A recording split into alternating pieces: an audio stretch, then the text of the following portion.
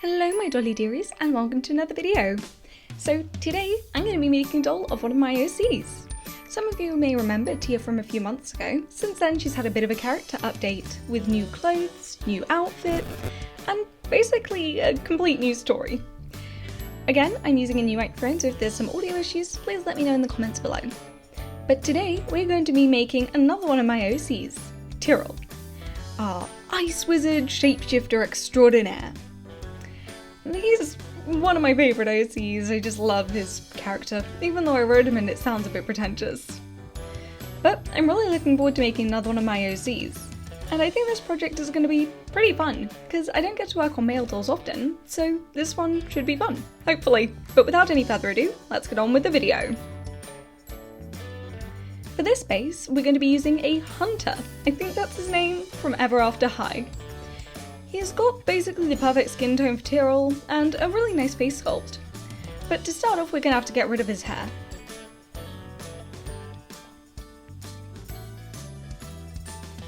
To do this, I'm going to take his head off first to get a bit of a better grip, and take a pair of sharp scissors and clip the hair as close to the head as possible.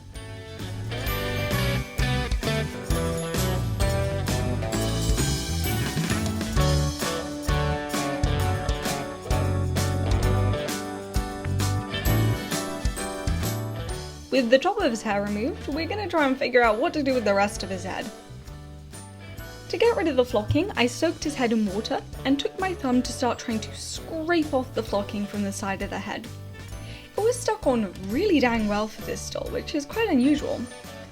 So instead, I took a sharp knife and started trying to scrape it as close to the head as possible. This seemed to work better. But with as much of the flocking gone as possible and all of the gunk pulled out from a hole in the back of his head, we're going to try to quickly sew that up. But with his head all repaired, we can get on to removing his face paint with some 100% acetone. Dip some cotton buds in your acetone and make sweeping motions to remove all of the face paint. But with all of his face paint removed, we can get on to making a wig cap. I take some stretchy black fabric and stretch it over his head. This is actually quite thin, so you can see the tinfoil beneath. And I spread on a thick coat of Mod Podge.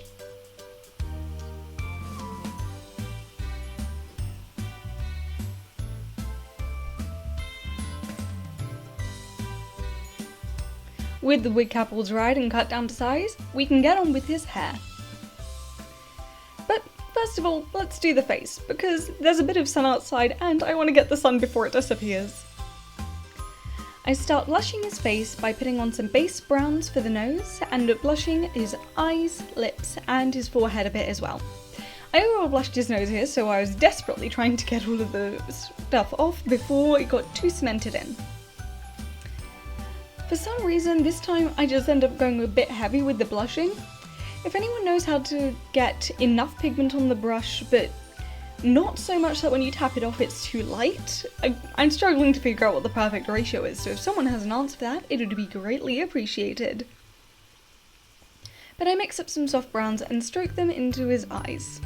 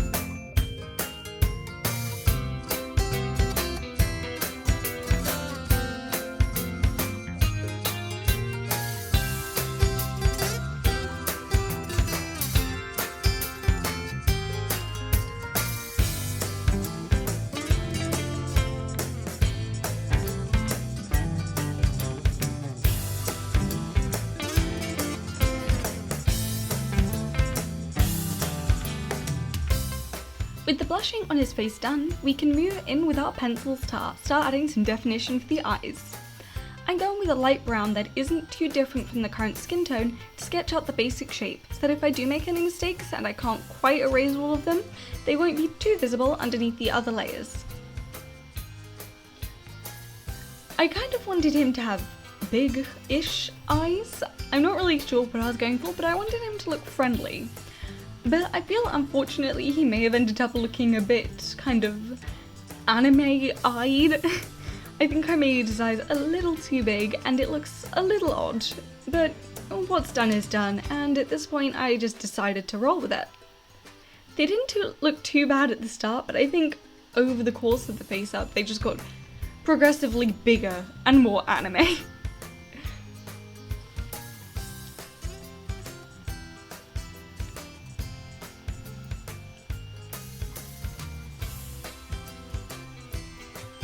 I take my white pencil and start blocking in some white for the whites of the eyes. White is one of the hardest colours to build up, so it's always good to try and put in as much as you can with each of the layers.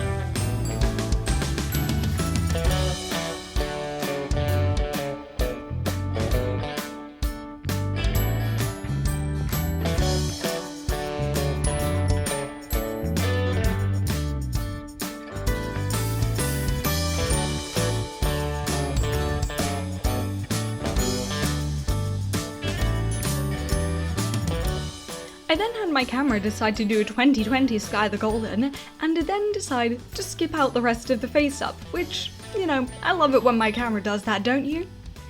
Time to add some varnish to his eyes. I use Liquitex High Gloss Varnish. I gently dab it on in a few coats to try and get his eyes to be super shiny. And also try to remove any bubbles, because the bubbles can dry looking a bit odd. But now, why don't we move on to his hair now that all of my lovely sun is gone? I have some very, very short black hair, which I think I just cut off a previous Monster High doll. And I gently squeeze his head back onto his head. To do this, take the temples and gently squeeze them while twisting the head.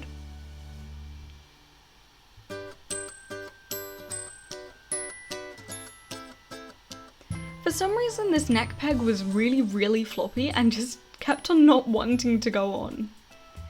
But after some turmoil we got there. And using a combination of hot glue and Yoo-hoo glue, I got it all on. After a bit of a trim, he still looks quite hippie-ish with the headbands on his head. But after it's dried, I think it looks good. Now for the clothes. For the clothes, I couldn't find any patterns online for Ever After High Boys, so I just decided I'm gonna eyeball it, because I cannot be bothered to make patterns right now, because towards the end of this project I was just feeling really tired, and clothes sewing is always the most annoying part of a project for me. The face-up's always the most fun. So I measured out some blue fabric into the basic shape of jeans over his legs, and made a little snip in the middle so I can put a button at the back.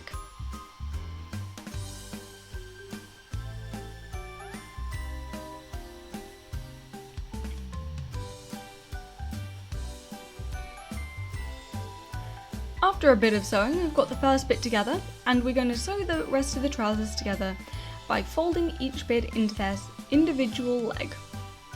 To do this, you just fold it in half with the nice sides facing in. And after sewing them nicely, I think they're good to go. So I check by sliding them over the doll. And they seem to be okay. My random eyeballing to make a pattern has somehow worked. It's probably not the one that I'd repeat in future because it would be nice to be able to reuse the patterns and such. I also sew in a little button closure to the back. His been dried a little low, but I'm sure with a nice long shirt we can cover that up. I use a random pattern that I found online. I'm not sure what it is and I can't find it anymore, which is really infuriating. But unfortunately, it was way too small, so since I used up all of my grey fabric, I had to just make another one in a white creamy one. I repurposed the grey fabric to make a small side bag though, which I think would go nicely on a belt. But I think we're gonna need to change that black. So I take some silvery embroidery thread and start making them into a bracelet by tying knots. It's one of the kind of traditional thick friendship bracelets. I'm not sure what this type is called, but you tie 2 knots on each thread going inwards. They're pretty easy to make, if pretty time consuming. I started on this one thinking, this will be a nice 30-minute addition to the doll. And then 40 minutes in, I'm just this much through going, why isn't it done yet? This isn't how long I thought it would take. And completely regretting ever making the choice to make a braided belt for him.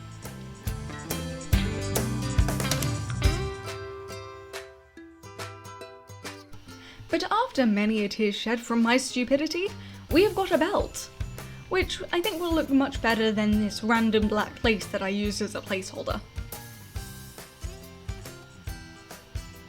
There's a bit of it which is a bit hodgepodgey, which I'm sure we can hide underneath the bag. I think it would look nice covering up the bit that I screwed up on. So after sewing it in place and adding a little button to make sure it closes properly, that's his bag ready to go.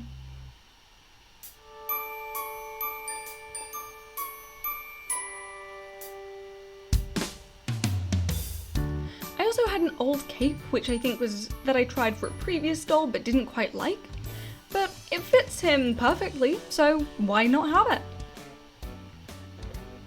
It's made out of a beautiful black crushed velvet which looks really nice on him actually. But with that, he's done.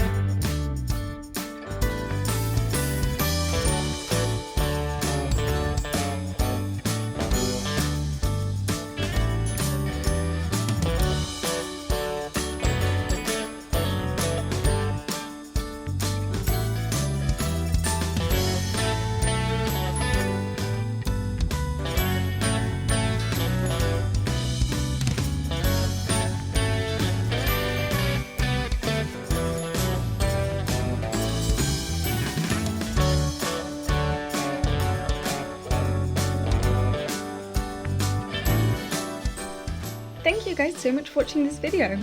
If you enjoyed it, please consider liking and subscribing.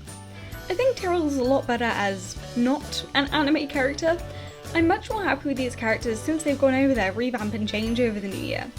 Maybe when I do my 2020 redraw, I can record it and tell you guys more about them. But anyways, if you guys did enjoy this video, maybe consider, I don't know, showing it to a friend, leave a comment, do all of that lovely stuff. But thank you guys so much for watching, and always, I shall see you in the next video. Bye!